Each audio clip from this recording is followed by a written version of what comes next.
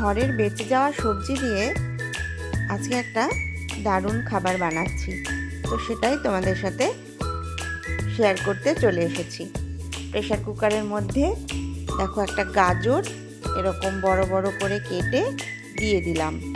বাঁধাকপিও ভালো করে কুচিয়ে নিয়েছি, সেগুলোকেও সুন্দর করে জল দিয়ে ধুয়ে দিয়ে দিয়েছি।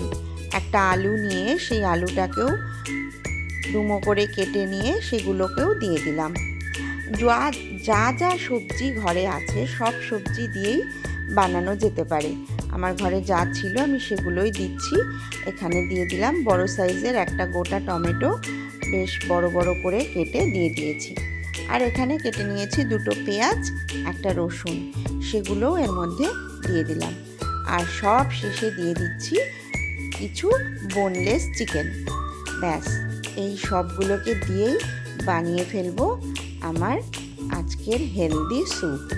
বেশ খানিকটা জল দিলাম যাতে সব সবজিগুলো জলে একদম ডুবে থাকে বা ঢেকে যায়, যাতে সব সবজি খুব ভালো করে সেদ্ধ হয়ে যায়। আর এখানে আমি কিছুটা আদা গ্রেট করে নিয়েছি, সেটাও দিয়ে দিলাম আন্দাজ মতো নুন, তারপর সিটি দিয়ে দিয়েছি। এবার সিটি খুলে দেখে নিই সবজিগুলো তো সব নরম হয়ে এসছে, আর ঠিক মুখে স্যুপের মতন হয়নি। তার জন্য স্যুপ ফিলিংটা আনার জন্য আমি এর মধ্যে আরও কিছু জিনিস অ্যাড করছি।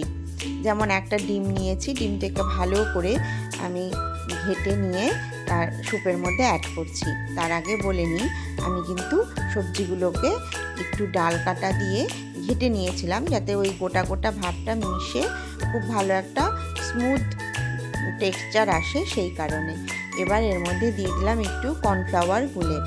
তোমরা কর্নফ্লাওয়ার না থাকলে ময়দা গুলেও দিয়ে দিতে পারো। সাথে সাথেই কিন্তু খুব ভালো করে নেড়ে নিতে হবে।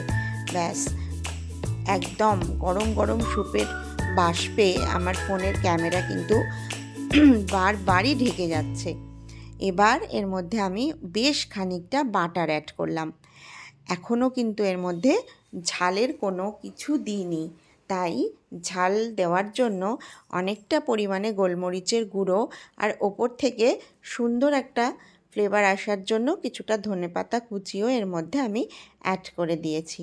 এবার গরম গরম পরিবেশন করে নিচ্ছি আমার এই চিকেন এগ ভেজিটেবল স্যুপ।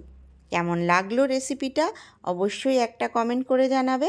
আর ঝটপট বানিয়ে নেওয়ার জন্য এই একটা হেলদি স্যুপ কিন্তু আমি নিয়ে চলে এসেছি। তাই আজকের মতন এটুকুই, আবার আসছি অন্য রেসিপি নিয়ে।